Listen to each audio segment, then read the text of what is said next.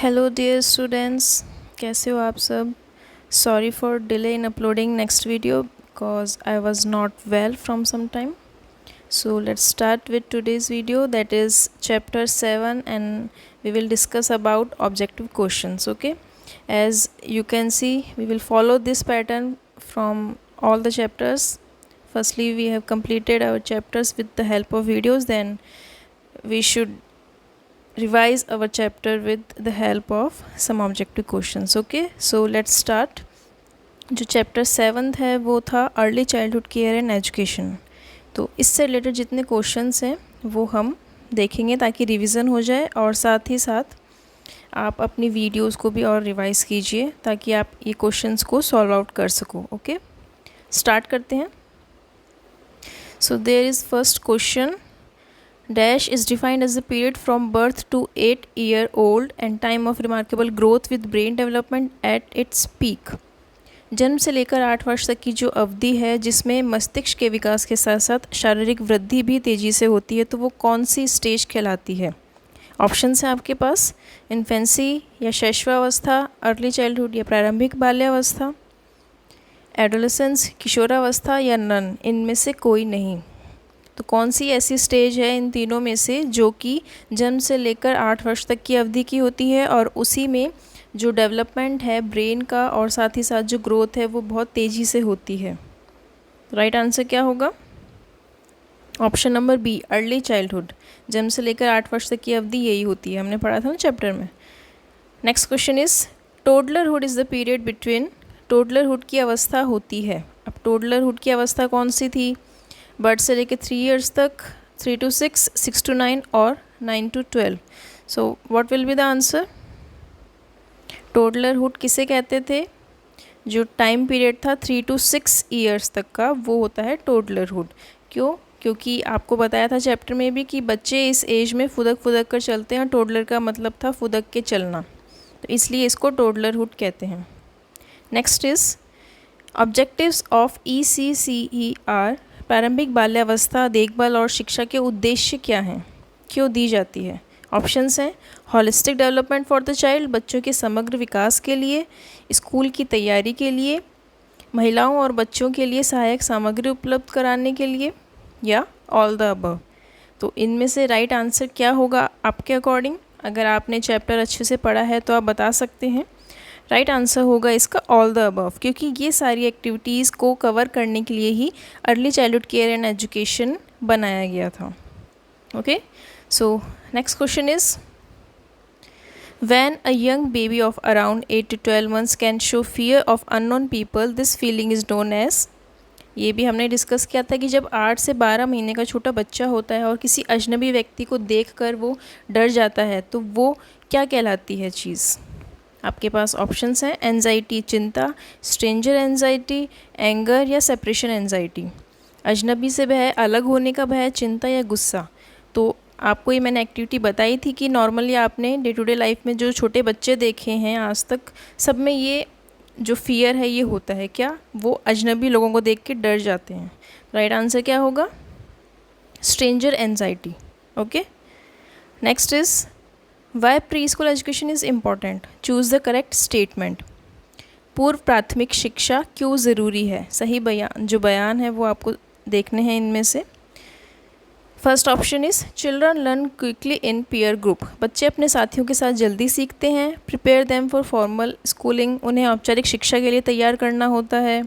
सामाजिक स्तर के लिए, सॉरी यहाँ पे करेक्शन है थोड़ा, यहाँ पे स्तर आएगा, ठीक है, ये आप करेक्ट कर लीजिएगा.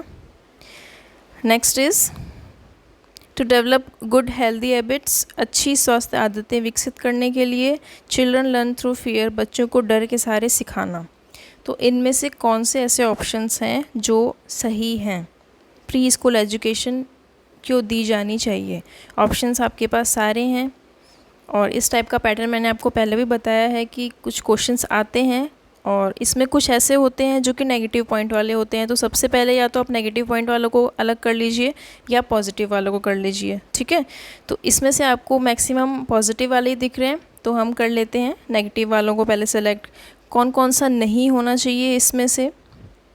तो सोशल स्टेटस के लिए कोई प्री स्कूल एजुकेशन नहीं दी जाती है और ना ही बच्चों में डर के द्वारा उन्हें कुछ सिखाया जा सकता है। ठीक है, तो ये दोनों ऑप्शन जिसमें भी हैं वो तो आएगा ही नहीं। तो सबसे अच्छा ऑप्शन होता है इनको सेलेक्ट करने का कि सी जिसमें आ रहा है या ई इसमें है वो आप पहले ही हटा दीजिए। तो ऑप्शन क्या बचा? Option number second, A, B and D. तो राइट आंसर क्या हो जाएंगे? Children learn quickly in peer group, बच्चे जो हैं वो ग्रुप में जल्दी सीखते हैं। अपनी जो प्रिपरेशन है स्कूल की फॉर्मल एजुकेशन की वो सीखते हैं, इसलिए प्री स्कूल एजुकेशन देना ज़रूरी है और उनमें अच्छी आदतें डेवलप करने के लिए। तो इस टाइप से हम इस टाइप के क्वेश्चंस जो हैं वो सॉल्व कर सकते हैं। Next is, it is an institutional setting that is particularly design for the care of infant in the absence of home care. यह एक ऐसी संस्थागत व्यवस्था है जिसमें घर की देखभाल के अभाव में शिशुओं के लिए देखभाल की व्यवस्था उपलब्ध करवाई जाती है। यानी जहाँ पे घर में देखभाल नहीं हो सकती है, पेरेंटिंग जो है वो काम पे गए हुए हैं या घर में कोई संभालने वाला नहीं है, तो होम केयर की जैसे ही केयर दी जाती है इस टाइप की संस्थागत व्यवस्था में। और वो कौन कौन सी हैं? क्रैचेज़ हैं, शिशु केंद्र, डे केयर सेंटर, आंगनवाड़ी या ऑल द अबव। तो राइट आंसर क्या होगा? कौन कौन से ऐसे सेंटर्स हैं जहाँ पे ये व्यवस्था दी जाती है? शिशु केंद्र यानी क्रैचेज़ में भी दी जाती है, डे केयर सेंटर्स में भी दी जाती है, आंगनवाड़ी में भी दी जाती है।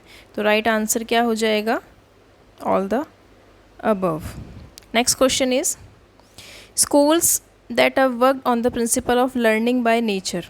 विद्यालय जो प्रकृति द्वारा सीखने के सिद्धांत पर कार्य करते हैं। अब एक मैंने आपको स्कूल का नाम भी बताया था जो कि इस प्रिंसिपल पे काम करता है कि बच्चों को नेचर के द्वारा हम ज़्यादा सिखा सकते हैं, उनकी लर्निंग जो है वो नेचर से ज़्यादा अच्छी हो सकती है। प्री स्कूल्स बोलते हैं उन्हें, प्ले स्कूल बोलते हैं, मोंटेसरी स्कूल बोलते हैं। तो राइट आंसर क्या होगा?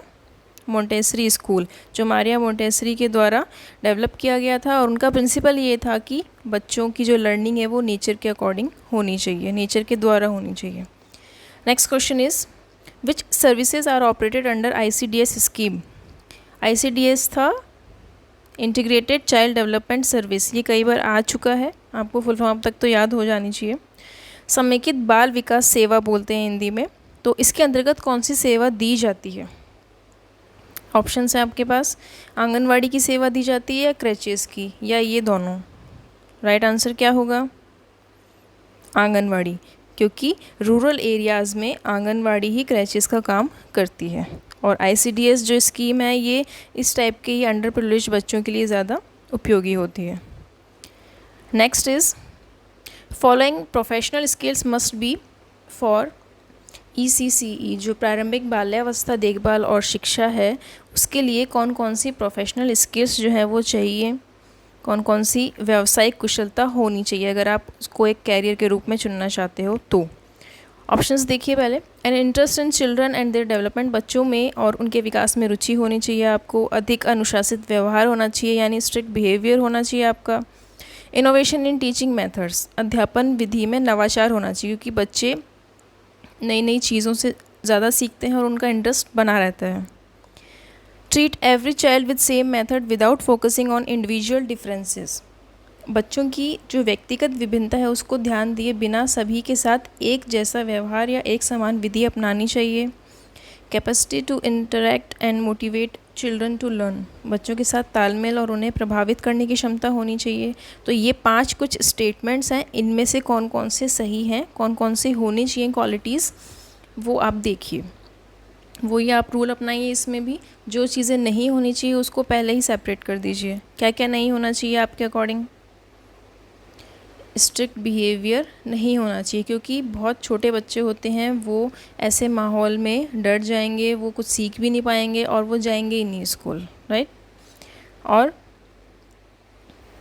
हर बच्चा अलग होता है, सबके अपने अपने डिफरेंसेस होते हैं, लर्निंग जो स्टेबिलिटी है उनकी अलग होती है, उनके सीखने का तरीका अलग होता है, समझने के लेवल अलग होते हैं, इसलिए हर बच्चे को एक ही विधि से ट्रीट नहीं किया जा सकता है।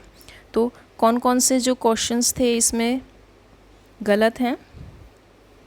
सेकंड वाला ऑप्शन गलत है एंड फोर्थ वाला, तो सेकंड इसमें भी है, इसमें भी है और 4th इसमें भी है, ठीक है। तो राइट आंसर क्या हो जाएगा, फर्स्ट, 3 एंड 5th। ओके, इस टाइप से आप इसको कम टाइम में सॉल्व कर सकते हो। और इस टाइप के क्वेश्चंस ना स्टूडेंट आपको आगे कॉम्पिटिटिव एग्ज़ाम में बहुत मिलेंगे, तो आपको अभी से प्रैक्टिस हो जाएगी। So last question is full form.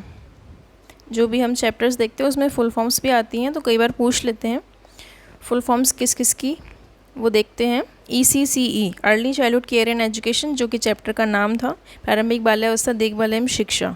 ICDS की फुल फॉर्म है इंटीग्रेटेड चाइल्ड डेवलपमेंट सर्विस या समेकित बाल विकास सेवा। NGO है नॉन गवर्नमेंट ऑर्गेनाइजेशन या गैर सरकारी संस्थान। ये सारे क्वेश्चंस थे चैप्टर 7 से रिलेटेड। इससे पहले के भी चैप्टर्स आप रिवाइज़ करते रहिए जब तक स्कूल्स ओपन नहीं होते हैं। हमारी मजबूरी है कि हमें इसी पैटर्न से पढ़ना पड़ेगा। इसको और इंटरेस्टिंग बनाने के लिए हम और भी आगे बेनिफिट आपके लिए लाते रहेंगे। तब तक स्टूडेंट्स आप भी कोऑपरेट कीजिए और वीडियोस की हेल्प से अपनी जो एजुकेशन है वो कंटिन्यू रखिए। अपना बहुत ध्यान रखिए। Take care.